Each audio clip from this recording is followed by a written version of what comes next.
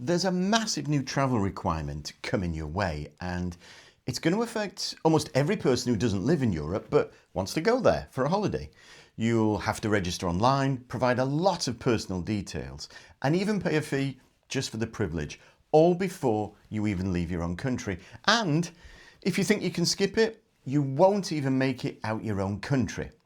It's the brand new No ETIAS, you ain't coming in rule, and I'm giving you all the basics without the fluff, and as always, drop your questions in the comments and I'll jump in. So, what actually is ETIAS? Think of it as your pre-travel screening. It lets authorities know who's coming to their country and it screens them for potential security risks. When does it start? Well, as of this video, the EU hasn't confirmed an exact date, but they are expecting October to December this year, 2026. I'll keep you updated, obviously. Now, who's going to need one? Well, essentially, you'll need an ETIAS if you travel to Europe for holidays and even business trips, and you're not an EU citizen. Now, I say Europe because that's easier to understand than me saying technically, it's for the 30 specific countries, the Schengen area, plus microstates, Cyprus and countries which are exempt. So let's keep it simple and just say Europe for now. Full list of countries, including exceptions, are in my pinned comment. So, who doesn't need one? Who are the lucky ones? Well, there's about 4. And first one is you've already have a legal home or a status in Europe. You hold an EU or a Schengen passport, which includes Irish passport holders as well. Third one, you've got a valid residence permit or a card for an EU or Schengen country. And last one, fourth one, and you already have a Type C or a D visa. Now, what if you forget to get an ETIAS or think, nah, can't be bothered, I'll just wing it? Will you actually be refused entry? Yes, absolutely. In fact, you probably won't even make it out of your own country, and here's why. Airlines, ferry operators, cruise operators, international bus or boat companies, all those travel ones and more, etc., will be legally required to check if you've got one, if you've got an ETIAS. And if they if they let you on without one, they'll get hit with massive fines. So they're not going to take the risk, are they? It's essentially a no ETIAS, you ain't boarding policy, pure and simple. Is this just for airports? No. I mentioned it briefly just then, but whether you're arriving by plane, train, ferry, bus, coach, car, driving your own car, you're going to need one. Honestly, unless you're arriving in the middle of night, secret by parachute, you'll be going through the system. And if you're finding this useful, please give the video a like. It really does help to push all of this out and let others know. And of course, you can always subscribe and hit that notification bell. I really would appreciate it. Now, some of you out there have also asked if the ETIAS is the same as the new EES, the entry-exit system, and will you need both?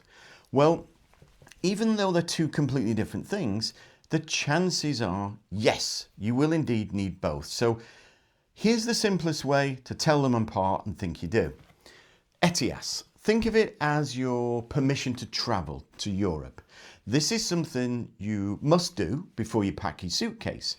You go online, you apply for it, pay the €20, and congratulations, you've got an ETIAS. Now, the EES, also known as the entry-exit system, is completely different. You don't apply for an EES, there's no form to fill out, and there's no fee to pay in advance. This is the one when you arrive in Europe, at the airport, etc., whatever method, you get your face and fingerprints scanned, and it's the one that replaces, in my way it's a little bit sad, one that replaces your passport being stamped. Best way to remember who needs what. If you need an ETIAS, you're also going to be using the EES as well. So if you need to know more about the EES, by the way, including basics and a Q&A session I did, there's links in the description. I'll see if I can stick them in the pinned comment. Now, how do you apply for one? How do you apply for an ETIAS, and how long does it last? Well, it's online only, I'm afraid. That's all you're going to be able to do. It's not ready yet via the official EU website. Costs €20, but it's free. It's a little bit of good news. It's free if you're under 18 and over 71 or older. Good news as well is you don't need to do this for every trip. It's valid for 3 years or until your passport expires, whichever comes first though. Now, one really important thing to remember is this. Your ETIAS is permanently linked to your passport number. So, if you get a new passport for any reason and your passport number is going to change, you'll also have to get a new ETIAS. Also as well, quick tip with Europe, also make sure your passport has at least 3 months left on your planned return date. If it doesn't, you could be refused entry even with a valid ETIAS. Okay, excuse me for a second. Sorry, I've got a bit of a sore throat this morning. Now, when can you apply? Well, as I said earlier, at the time of this video going out, there's no confirmed exact start date. But the EU, as I said, is looking at the last quarter of this year, October to December, and I'll keep you updated. But here's the thing. There's a mountain of misinformation out there right now with scammers and fraudsters. They've already set up loads of fake websites, fake social media pages, and they're pushing out social media posts as well to steal your data and your money. And boy, are you going to be giving a lot of data out with this ETIAS. I'll come to that very soon. Now, I actually covered these scams in a video last week, and right there, if I remember to put the QR code in, and it explains exactly why you need to hold off any fast tracking or pre-registration because it's a scam. I'll stick the link in the description and probably a pinned comment as well. Okay, sorry, excuse me a second. So, I mentioned you've got to give a lot of personal information with the ETIAS. How much personal info do you actually have to give for an ETIAS? Let's just say it's a heck of a lot. And as a starting point, you're looking at your full name, your date, date and place of birth, nationality, home address, passport details, email, phone number. You can see them coming around the screen here. And get this, they're also asking for your education level, your current occupation, plus any criminal convictions, and even your parents' first names. No, I am honestly not kidding. They're asking for that and even more. Now, how long does it take to get an ETIAS? Well, since it's online, in most cases, looking at just a few minutes. If you're asked to provide more info, it's going to take up to 4 days or even a couple of weeks. And if you need an interview, very rare, you're looking at what, 30 days. Now, can you be refused one? Short answer is yes.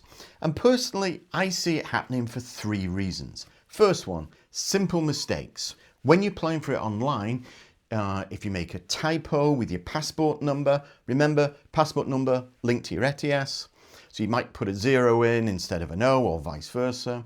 You provide the wrong name. You leave sections of it blank or not completely filled. The system can and will flag it and refuse the application there and then.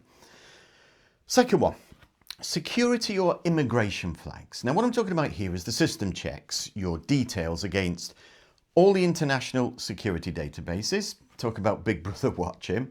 If there's a red flag such as, say, serious criminal record, a history of overstaying, or even being flagged as, say, a security or a health risk, then there's going to be an issue. Last one, third one. It's what I would call invalid documents. Covers quite a bit. So it's all about your passport as well. If your passport is reported as lost or stolen or expired, your application will be denied. Remember, passport number linked to your ETIAS. Now, sorry, excuse me again. A bit of sore throat, as I said. I'm getting there. Now, Will you have to carry a copy of your ETIAS? No, absolutely not. You're not required to. It's all digital. Personally, I think for me, I think I'll save it as a digital copy somewhere safe, maybe even print one out just in case there's questions, and then you can say, look, with your phone or printed copy, look, here's the proof. Now, let's look a little bit more let's look a little bit more at what happens if your passport is lost or stolen. Now, as I keep saying, since ETIAS is tied to your passport, it really is crucial to understand that you will need to apply for a new one along with the passport. So that's quite enough there. As I said, cover the basics without the fluff. Obviously, I think you're going to have a lot more questions, and that's fine. Whatever those questions are, drop them in the comments, and as I said, I'll jump in and help you out. So there you are. Hope you enjoyed it. Thanks so much for staying to the end. I genuinely really do appreciate it for doing that. And of course, I guess I've got to say it, I'll see you in the next one.